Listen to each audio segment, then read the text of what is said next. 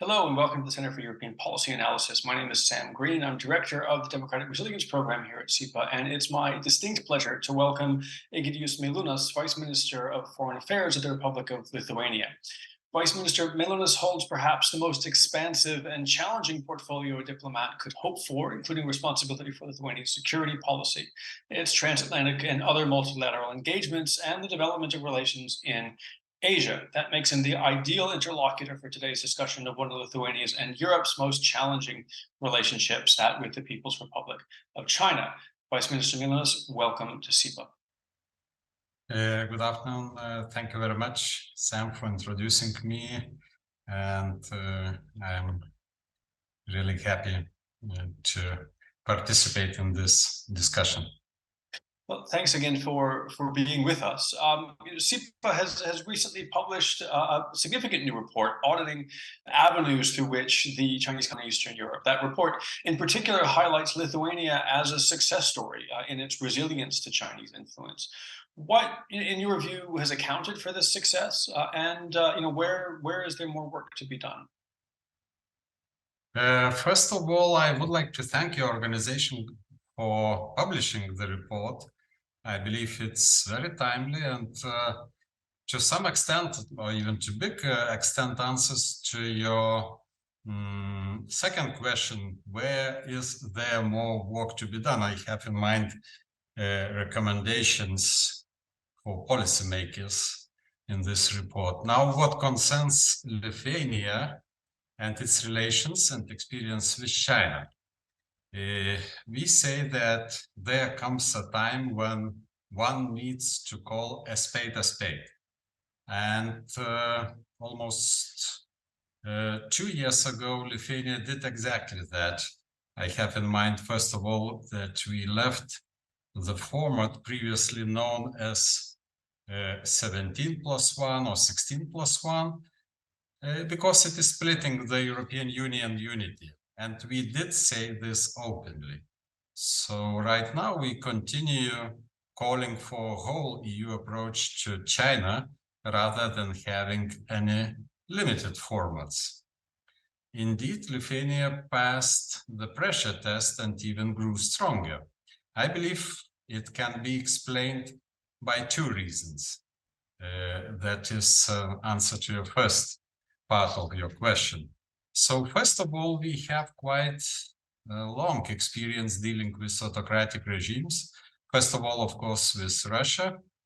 And just one example, when Lithuania declared independence in 1990, Moscow at that time, trying to make political pressure on us, established almost total economic blockade against Lithuania. We survived and moved forward. During last almost 3 decades, Russia applied economic coercion measures against Lithuania many times, especially in the field of energy supplies. So in this regard, our efforts have been focused on long-term strategies to improve economic resilience, strengthening especially energy security and diversifying export markets. Second reason, of course, it was strong support from our partners, the US, UK, other non-European Union countries, and of course, united European Union support and the EU's decisive actions, which helped us a lot. European Union's strength is its unity and its ability to protect its members and European Union internal market. So the best proof in this regard, I believe, is recent World Trade Organization decision to establish a panel over China's illegal economic restrictions on trade with Lithuania and the European Union at the request of the European Union. Coming back to your question, where is there more work to be done? I believe that long-term solutions need to be found to address European Union's critical dependence on China and to build resilience. Our situation, Lithuania's situation, also reconfirmed the need to strengthen the EU trade toolbox to defend against hostile and coercive economic actions. One of the most important tools, we truly believe, would be the anti-coercion instrument, which is right now being discussed among European Union institutions. And last but not least, we also need to increase awareness of our businesses about the risks and possible consequences of working with high-risk, non-democratic, autocratic countries and non-reliable partners as China. I want to pick up on some of that, because you mentioned the importance both in bolstering Lithuania's independence and decoupling from Russia in the first case, and then resilience vis-a-vis China more recently. You mentioned the importance of Lithuania's relationships with its partners in the region, in Europe more broadly, and beyond Europe. Obviously, other countries, right, since the Lithuania, Latvia, and Estonia have left the initiative formerly known as 17+1, other countries have also begun to question the trajectory of their relationship with China. As this happened, right, so far on an individual basis, a country-by-country basis, what kind of support do you think countries in the region will need, whether from their neighbors or from the EU as a whole, in successfully decoupling and reducing strategic dependencies? Thank you for your question. And speaking again about our support, as I already mentioned, Lithuania receives strong backing, strong support from the EU as a bloc. That was very important. Of course, we welcomed support from individual countries, but as I already said, this support from the EU as a bloc, that was probably crucial. And just to give you one example, China started its coercive measures against Lithuania in December 2021, and a very clear and united message has been conveyed directly to Chinese leaders at the EU-China summit a few months later, in April 2022. This message was very clear that targeting one EU member state and disruption of the integrity of European Union's internal market will not be tolerated. Speaking about resilience, I also here would like to quote the declaration of NATO Madrid summit, which says resilience is a national responsibility and a collective commitment. So from the Lithuanian point of view, long-term resilience should be built by value-based policy. And I truly believe that this approach is more pragmatic than so-called realpolitik. This approach is entirely pragmatic and rational, as it follows one very basic principle: foster economic links with those you can trust, build alliances with like-minded partners and friends, reduce vulnerabilities and dependencies from those that are subversive of global order and internationally accepted rules. And with time, your investments in trustworthy relations will pay off. Lithuanian experience with China and Russia on one side and experience with our democratic partners is a very good illustration of such thinking. And let me present just a few statistic figures from our experience of economic cooperation last year. Almost 90% of Lithuanian exports was to countries which are members of the European Union, NATO, OECD, and European Economic Area. And only 1.27% of Lithuanian origin goods were exported to free autocratic countries, Russia, Belarus, and China. So I believe that we European democracies, in this regard, we have to do more in effectively using existing partnerships and alliances, especially Transatlantic Alliance, as well as building issue-based coalitions of like-minded countries to increase support to our priorities, policies, and actions. So speaking of building relations with like-minded partners, Lithuania has taken something of a leadership role among its European partners in developing relations with Taipei, from the opening of a Taiwanese representative office in Vilnius to the formation of a strategic partnership on semiconductors. Why was this important to Lithuania? And is there a lesson here for the rest of Europe in forging a more robust relationship with Taiwan? Yes, indeed. As you mentioned, we started to more active cooperation with Taiwan maybe 1 year ago, from the opening of Taiwanese representative office in Vilnius, and now I should say we enjoy really great results of this cooperation. You already mentioned about our agreement on strategic partnership in developing semiconductors industry in Lithuania, but I also would like to mention some examples of Taiwanese investments in our laser sectors, biotechnology industry, generally speaking, and high value added industries. We also discuss about possibilities to enhance cooperation in the field of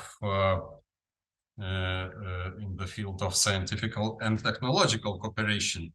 But here I would like to point out that that is one of strategic goals of our government of Lithuania, actually to develop strategic economic diversification and to reduce dependencies from autocratic regimes, to enhance political and economic relations with like-minded partners. So deepening of cooperation with Taiwan, economic ties, people-to-people relations with Taiwan is an important part of Lithuanian government policy.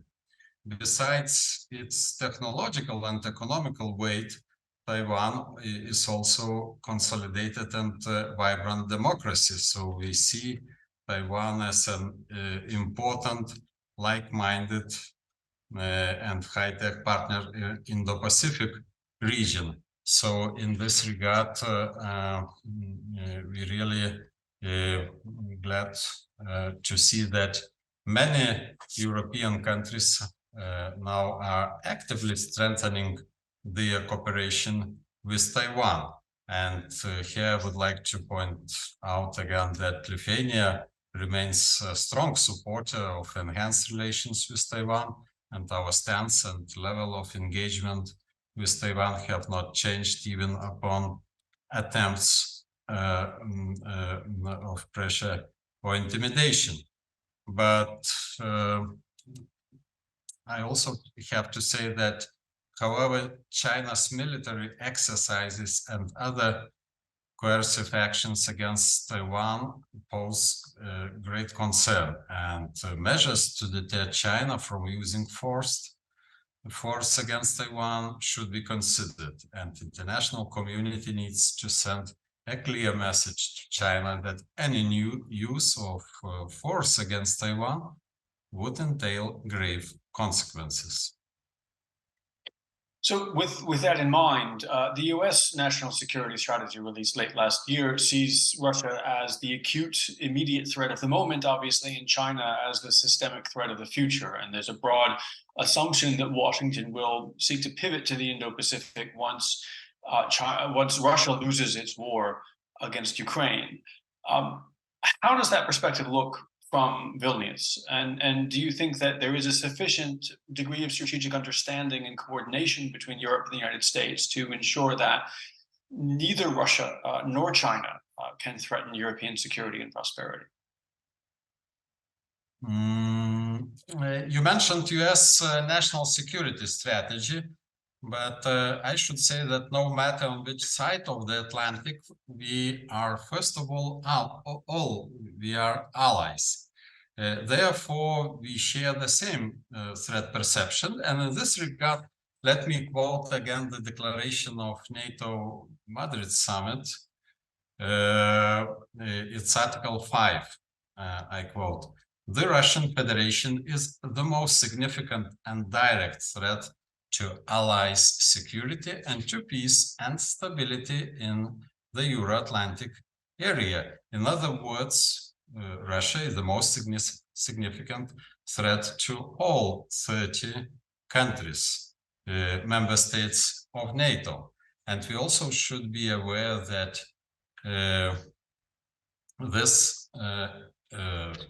Russia poses a long-term threat. I truly believe that only when Russia is democratic, some optimists say that it would take decades. Other people say it would take generations for Russia to be transformed into democratic country. Anyway, it's a long-term threat to NATO allies, member states, and I believe to all global democratic community. And speaking about China, China's and Russia's China's cooperation with Russia, I believe China and Russia are united on a common vision of security architecture, which challenges the existing rules-based international order. And this new Chinese security vision, so-called the Global Security Initiative, overlaps with the Russian security concepts. So as we say, that it's no doubt that by its aggression against Ukraine, Russia is currently trying to destroy the foundations of global security, and the transatlantic unity is helping Ukraine. In helping Ukraine is a key factor that helps Ukrainians to push back against the aggressor. And such unity will also be crucial whenever there is a regime that tries to undermine the rules-based international order in Europe, in the Indo-Pacific, or elsewhere. So transatlantic cooperation and political dialogue with like-minded Asia-Pacific countries is essential in building resilience to uphold the rules-based order. I believe it would also make sense to develop synergies between European Union's Global Gateway, the EU's Indo-Pacific Economic Framework, the G7's Build Back Better, and other strategic initiatives of like-minded countries, and enhance coordination of actions with international allies to respond, for example, economic coercion, in particular with the US through the Transatlantic Trade and Technology Council, is also essential. But Mr. Meilūnas, we could and we should find a way to continue this conversation. We could go on for hours, of course, but I'm afraid that is all the time that we have for today. And I'm very grateful for the time that you've given us in what I know is a very busy schedule. So thank you, Vice Minister Meilūnas, for being with us today and joining us from Vilnius. And to all of you out there watching, thank you for your time and attention, and stay safe. Thank you very much, Sam.